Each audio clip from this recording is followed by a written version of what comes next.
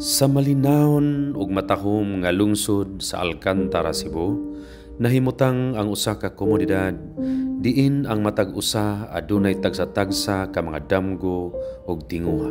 Sa maong malinawon ug matahom nga komunidad, adunay usa ka dako nga isyu nga gikinahanglang sa gubangon. Kini mao ang pagsiguro nga ang tanan magpabiling himsog kay kun ang katawhan anaa sa maayong panglawas, makausbaw o magmalampuson usab ang komunidad.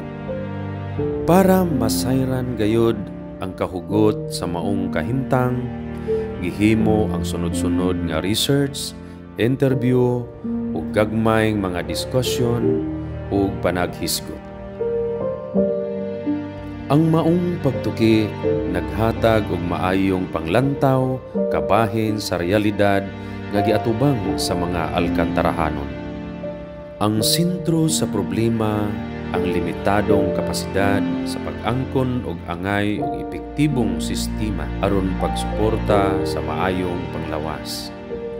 Ang resulta, daghang mga tao ang naahat sa kamatayon tungod sa mga sakit nga pwede unta malikayan kung adunay saktong mga lakang sa paglikay sa maong mga sakit.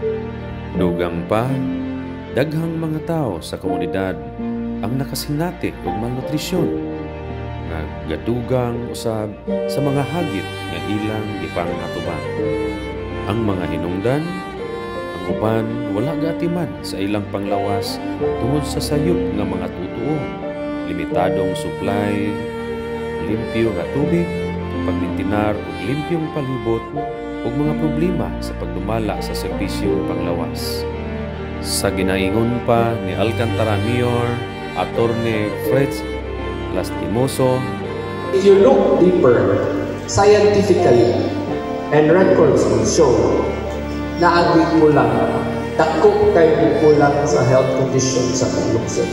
And mind you, dili ni siya dali sulbaron. Apan bisan pa sa maong hagit, aduna kitay paglaom ang Alcantara Cares.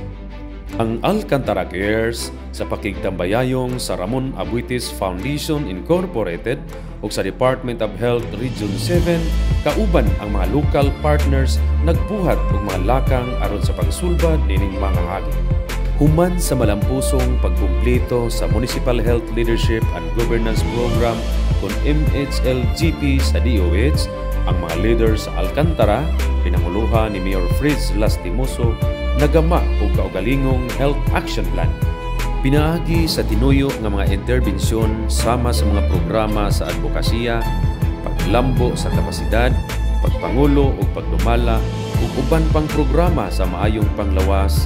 Ang Alcantara Cares nagdugtong sa mga panginahanglanon ug mga serbisyong panglawas. Kauban ang mga local partners ug mga community leaders, nag-uban kita sa paghimo ug malungtarong mga lakang alang ug para sa maayong panglawas. Sa pagkakaron, mao na kini ang atong mga nakabot.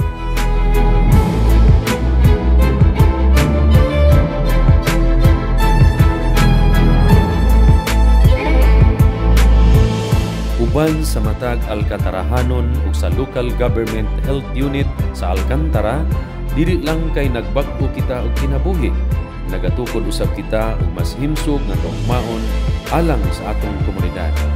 Kay ang maayong panglawas pahandi sa atong komunidad. Alcantara Cares of Rafi and DOH, we will work this out and ensure without the proper future.